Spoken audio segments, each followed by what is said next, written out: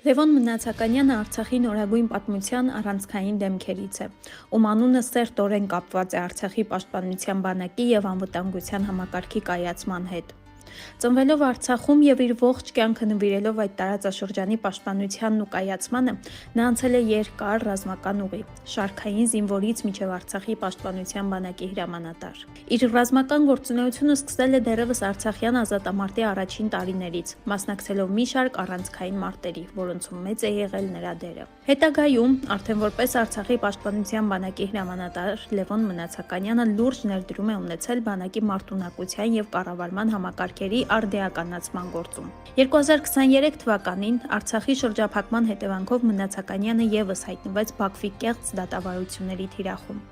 Չնայած ծանր պայմաններին ու ճնշումներին, նա սկզբունքային կերպով հաստատեց իր մասնակցությունը արցախյան պատերազմներին և նշեց, որ եթե կարիք լիներ առանց վարանելու, կրկին նույն քայլերը կաներ։ Նա այժմ շարունակում է պայքարել իր գաղափարների և հայրենիքի իրավունքների համար,